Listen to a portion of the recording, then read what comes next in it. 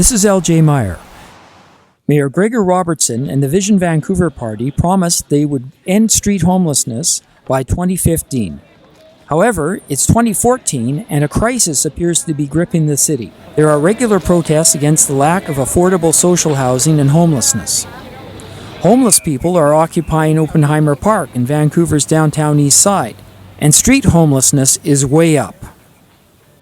This is the city's graph of the homeless counts from 2005 to 2014. Every 3 years, a count is done across all municipalities in the Metro Vancouver area. And since 2010, Vancouver has been doing its own count every year in between.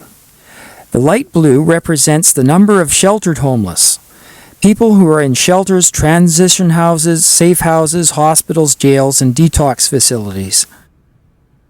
The dark blue represents unsheltered homeless, people who are living out on the street or couch surfing.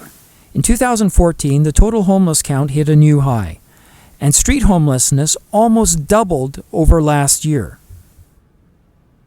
This chart on page 4 of the preliminary report on the homeless count does not make Vancouver look good. Unsheltered homelessness in Vancouver was up 249% from 2011. Whereas it went down in all the other municipalities except one. Even so, the city is saying that it can end street homelessness by 2015 if, with the help of senior levels of government, it keeps to its current plan. On the other hand, the Carnegie Community Action Project published reports in 2012 and 2013 warning that people were increasingly at risk of homelessness due to the rising cost of housing. I asked Jean Swanson, longtime activist with the Carnegie Community Action Project, to explain. Well, we have the highest homeless count in the city that we've ever had, ever. And there's 3 reasons for that. One is welfare rates haven't gone up for 7 years, so people don't have enough money to pay rent in other places.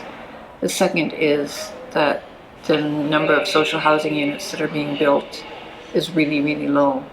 It's more like 200 a year compared to 700 or 800 a year in the 80s. And it's getting lower because there's no social housing program going into the future, virtually no social housing program. And then the third thing is the SROs, the single room occupancy hotels, which are the last resort before homelessness, are getting gentrified. Landlords are buying them up, they're putting in a laminate floor and a bar fridge and painting it, and they're renting a room that used to rent for $400 a month for $600 to $800 to $1,000 a month out to young workers and students, and the low-income people that used to live in them can't afford them and find themselves on the street. SRO stands for Single Room Occupancy, which are hotels with single rooms for rent with shared bathrooms.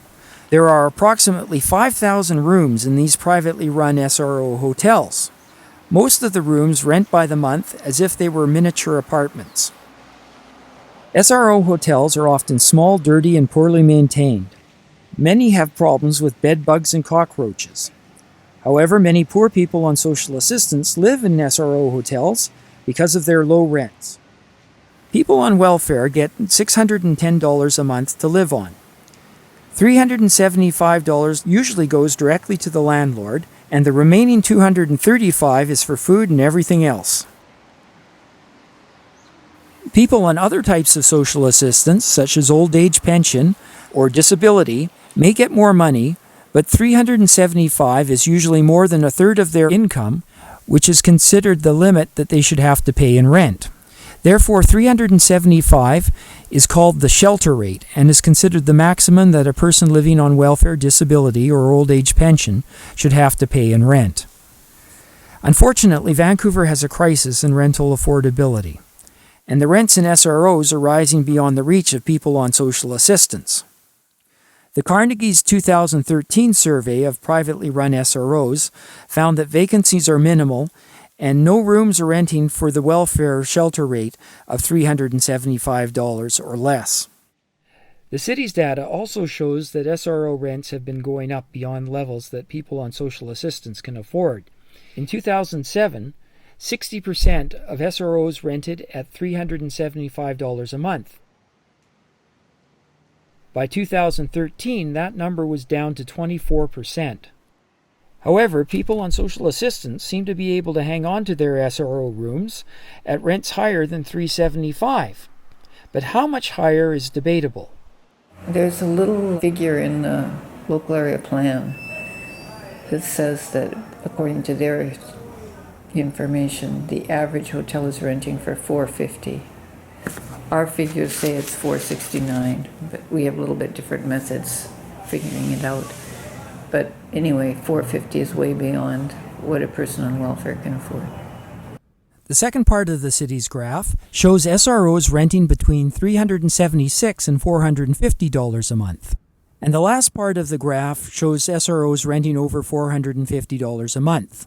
Notice that in 2013, there was an increase of 17% in the number of SROs renting over $450 a month. If it accurately reflects a change in rent of 5,000 SRO rooms, then that's about 850 SRO units that became totally unaffordable to people on social assistance. Also notice that the SROs renting in the $376 to $450 range hit a peak in 2011 of 60%, and then declined to 45% in 2013. This 45% could represent well over 2,000 low-income people in danger of being pushed out onto the street. The city also mentioned that there were about 600 renovated SRO units with very high rents, but it did not say how quickly the number of high-rent SROs will grow over time. The city manager, Penny Bellum, appears to acknowledge in her reports to council that SRO rents are an issue. Our SROs are, that's 5,000 plus units of our most affordable housing for low-income residents. They're far from perfect. I think, council, you've heard about a lot of the issues with them, but we need to work really hard to make sure they remain affordable to people on social welfare or a disability pension, where the shelter rate's about $375 a month, and they have to be fit to live in.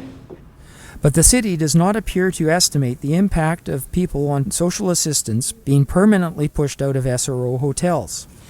If you look at street homelessness, we had 538 counted in the 2014 count. If you add a 1% growth, that is what we accept as inevitable, it takes you to 542.